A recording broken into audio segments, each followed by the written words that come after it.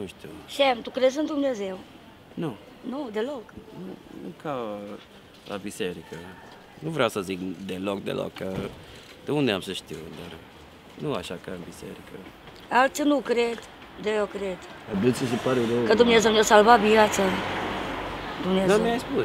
Da, mi-ai spus. Eram în comă, călcată Mi-ai în spus, picioare. da, mi-ai spus că a fost operat și... Am fost, să știți că am fost în Israel să studiază Biblia și am învățat mult și am respect, dar... Băi, știi ce cred despre Biblie, Sam? Trebuie să existe ceva adevărat, da. Dar există Dumnezeu. Ok, Există Dumnezeu, ceva, dar nu dincolo precum... de ce zice o carte și au... Dar nu precum declară Biblia.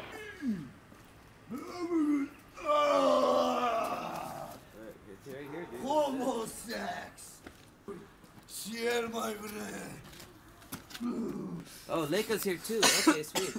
So I filmed inside of this thing. 966 de miliarde. Banca așa spre 20 de curte. Ți-a adus camera de vacă? Palpitații! Da, Can I go back in? Because you some prayer mare. If you're up for it, dude. If not, it's really cool. Stai să... Haide,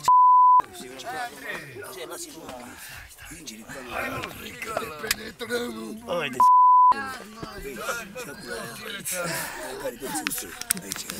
Stai. Uite-mă. De 6-7 de inspectori de miliarde. Au te dat până căcat pe aici. Mașină de gaulă. Soldat de negru. Bine, buci. Look, Sam, uite-te aici.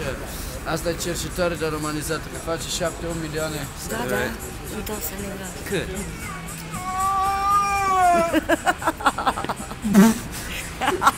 Asta, 7-8 milioane face într-o zi și cercetare. Deci îți dai seama, o duce mai bine decât un român cu salariu mult.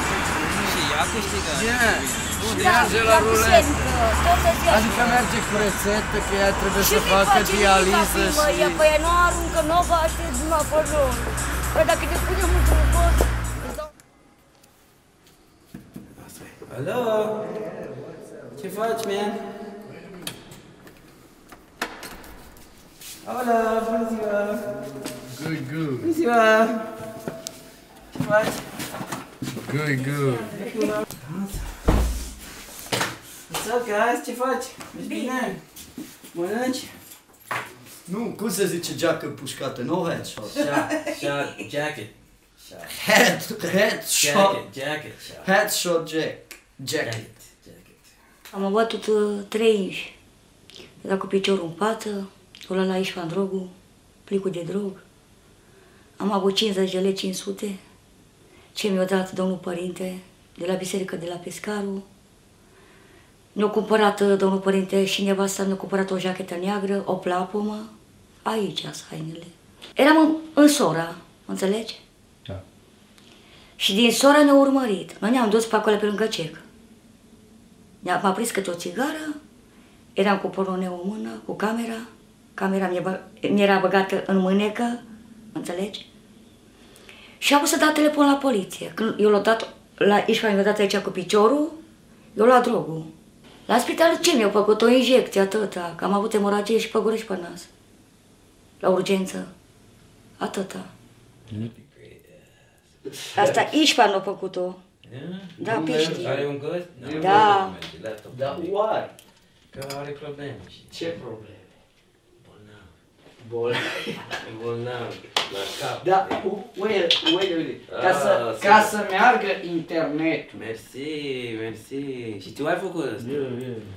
Și ești bucătară. Dar l-am învățat să facă mâncare. Dar ce? Da, într-un calculator. Numai eu. Chiar într-un calculator nu merge internetul dacă e stricat calculatorul? Nu pornește, că e stricat. E bun? Da. Îți trebuie sare? Un pic. Am ajuns de sus din zorilor, dormeam pe Rapsodiei, sub balcon, lângă boxa de gunoi de la Rapsodiei 11, 12, 13, 14 și 15. și dormeam sub un balcon și era o seară rece, în octombrie, după ce ne-am despărțit. Când m-am dus sus, m-am trezit fără pături, fără absolut nimic, tot furat și nu mai am avut practic pe ce dormi.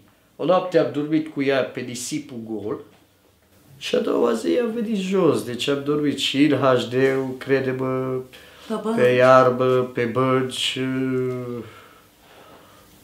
Am avut multe anturaje.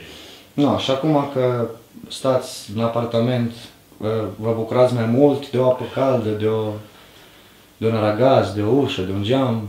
Da, ce logic, dar trebuie să știi să le îngrijească omul. Deci stai un pic și omul, dacă îți dă apartamentul să stai el sau închiriezi sau nu contează al tău oricum îi. Cum l-ai primit să ții tu curățenia, că curățenia e igienea ta proprie, sănătatea ta e joc. Sănătatea ți-o strici ușor, dar ți-o faci greu la loc. Pentru mine un păcat să dorme. Aici e frig, se vede că e numai 5 seara și minus ceva. Și e dorme în aer deschisă și cerul gol și pentru mine e un păcat. Deci, Că sunt oameni, nu? deci ai luat din stradă și le-ai dat un loc unde să stea. Eu am cunoscut un prieten care a fost în acord cu mine și e plecat în Spania acum și am vorbit cu el și am întrebat dacă se poate trăiește e acolo un pic și când în timpul care a plecat și mi-a zis că da, că vrea să ajute pe oameni, dar nu știe cum, că dacă vrei să te ajuți pe un om al străzii, ce ai de ales? Numai să dai banii, să dai mâncare și ce mai poți să faci? Și n-are niciun, afară din biserică și dacă nu ești ortodox sau nu știu ce și unde dai banii și cum poți să te ajuți cu oameni?